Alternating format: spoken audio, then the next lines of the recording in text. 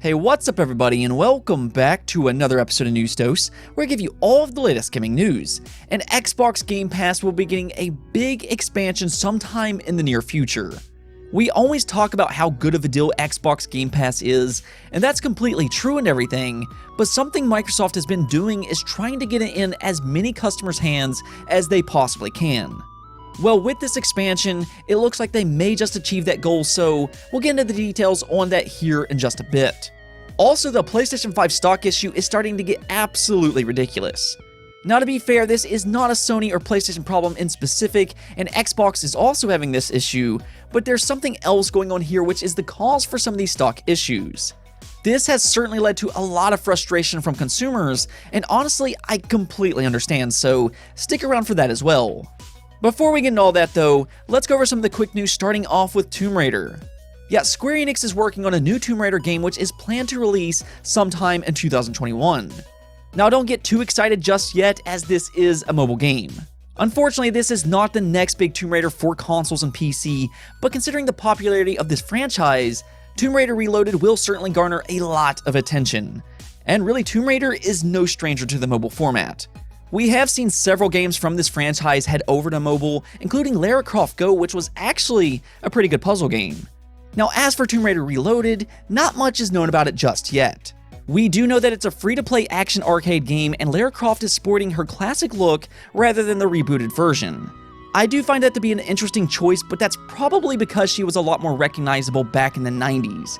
She is one of the most recognizable gaming characters of all time, so I think that makes sense, as this game is probably going to appeal to casual gamers a lot more than your hardcore gamer. With that said, I do hope we get our next big Tomb Raider game soon. Whether it's a classic Lara Croft or rebooted, I think they're both excellent in their own ways, and I would love to see one on the Xbox Series X and PlayStation 5. I mean, Tomb Raider is one of those franchises that pushes the boundaries in terms of visuals, and I can only imagine what they could achieve with the new consoles. And speaking of new consoles, Rainbow Six Siege will be getting a much-needed upgrade on the Xbox Series X and PlayStation 5 here soon.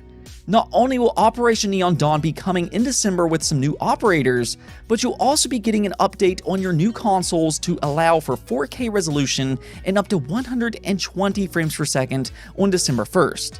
Now, there are options here. If you prefer resolution over frame rates, you can absolutely choose to play a game at 4K resolution with the highest possible frame rate it can give. If you choose frame rate, however, it will instead aim for 120 frames per second if you have a TV capable of running 120 Hz. If not, it will then automatically be 60 frames per second instead. Both are welcome additions, but I know some may be wondering about ray tracing.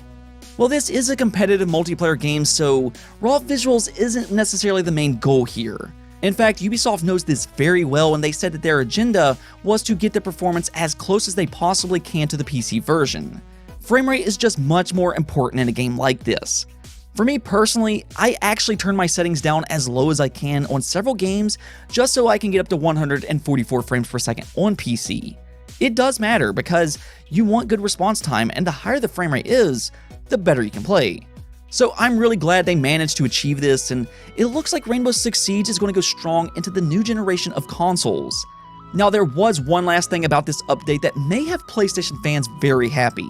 There's been a lot of discussion over the new DualSense controller and whether or not third-party developers would actually make use of some of its new technology, and you can now add Rainbow Six Siege to that list. This update will include haptic feedback, adaptive triggers, and its audio features, so that's pretty cool. I will be interested to find how well it's implemented though. I haven't played enough PlayStation 5 games to say for myself, but so far, nothing has really come close to Astro's Playroom in terms of the technology with that controller. Let me know if there's any games that stands out for you though in terms of the new DualSense features. I honestly wouldn't mind checking it out if it's good enough, so let me know in the comments below. Also, we got some good news for Hyrule Warriors Age of Calamity. That released just a few days ago on November 20th, and it's already shipped 3 million units worldwide. That's incredible for pretty much any game in this amount of time, but it's actually already a record for warrior-type games, or Musou to be more specific. Yeah, that Breath of the Wild IP is putting in major work here, and this kind of goes to show you the amount of hype there is for this IP. Of course, Breath of the Wild has consistently been viewed as one of the best Nintendo Switch games, and it's sold nearly 20 million units so far, and we're seeing a spin-off come in and already put up huge numbers. Yeah, Breath of the Wild 2 is going to be a big game next year. Now we really just need to know exactly when that game is going to release. It should be sometime in 2021, but regardless, it looks like this spin-off paid off in a big way. I know not everybody cares about the gameplay in the Warrior series, and it also has some technical issues, but because they put a big emphasis on it being a prequel to Breath of the Wild, it seems like fans were really drawn to that. However, from the sounds of it, Nintendo is not looking to make this an ongoing series. If you were hoping for that to happen, in an interview, they said they weren't expecting it to, and that decision is based on creative merits. So not necessarily impossible, but probably not very likely.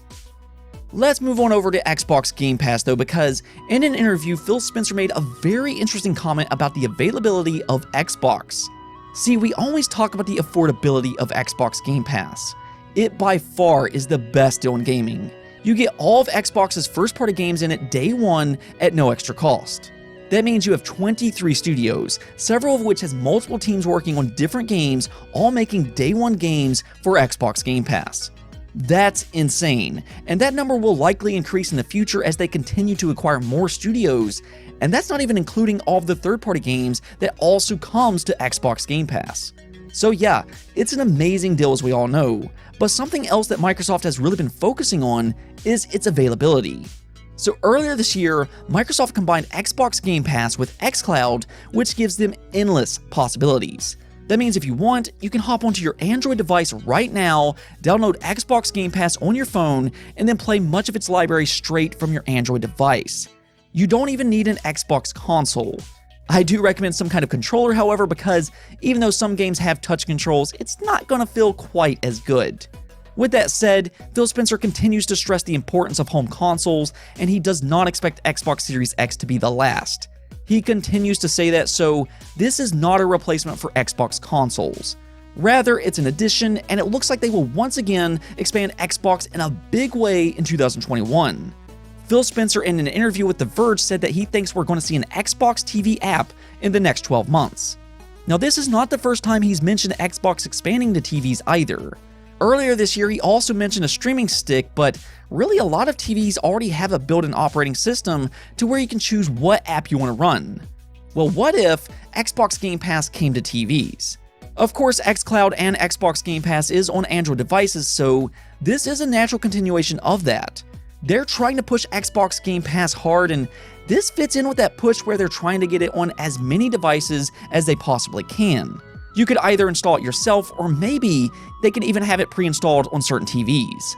We have seen Xbox partner up with LG and Samsung in the past, so I could certainly see them trying to get Xbox Game Pass pre-installed on certain TVs. That could be a big deal too. I mean, can you imagine, as soon as somebody brings their new TV home, they turn it on, and there's that Xbox Game Pass app staring back at them where they can immediately play more than 100 games. Again, you're probably going to want to buy a controller, and that could end up being a hurdle. Of course, you're also going to want capable internet, but like I said, you know they want Xbox Game Pass on as many devices as they can, and by breaking down some of these barriers to games, more people than ever will have access to hardcore games without the need of buying an expensive console. See, I know not everybody likes game streaming, and I get that. I've used xCloud quite a bit on my phone, and it works great and everything, but playing locally is always going to be better. The thing is, this is great for gaming. We want more people playing games, and by doing this, you increase availability to hardcore gamers dramatically. We'll see how that all works out though, but it doesn't look like we're going to have to wait long, as it looks like this is going to be planned for sometime in 2021. On to our last topic though. For a lot of consumers, it's been very difficult finding the Xbox Series X or PlayStation 5 anywhere. People are having to rely on online retailers to buy these highly anticipated consoles, and while some may have been lucky enough to get them, the demand is incredibly high, and anytime they go up for sale, they're pretty much immediately sold out.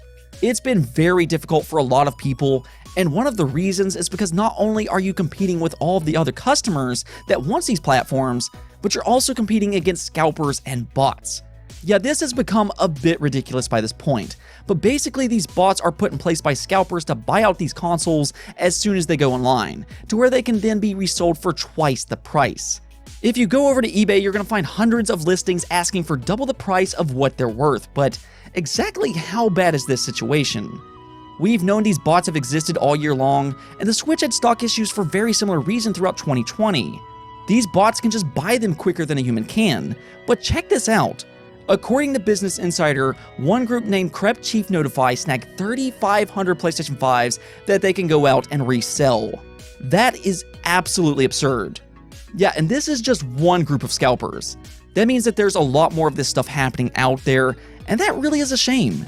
People should not have to pay twice the amount of money to get this stuff, and I think there's a very real possibility that stock issues last well beyond 2020. We talked about this before, but it could end up being around April for Xbox to reach consumer demand, and PlayStation is a bigger brand, so that could go beyond April.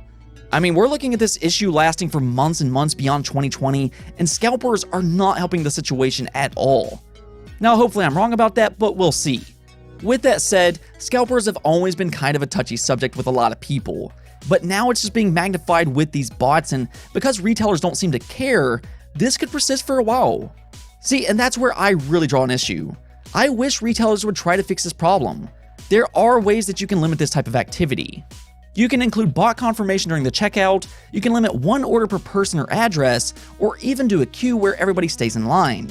Hey, you can even do a raffle for pre-orders, so there are ways to stop this from happening, but retailers don't really care who they sell them to. They just want to sell them, so they don't really have much incentive on fixing this issue. I don't know, maybe customers could put some pressure on retailers to do this, but I don't know if they will. This whole situation is just messed up, and scalpers are draining a lot of stock coming in online. Nonetheless, I wish everybody the best of luck, and hopefully you get your new console soon if you're still looking for one. Anyways though, that's it for this episode, but if you liked the video, don't forget to hit the bell notification and subscribe button for more content just like this. Also, if you'd like to support the channel through Patreon, thank you for making this content possible. Peace out.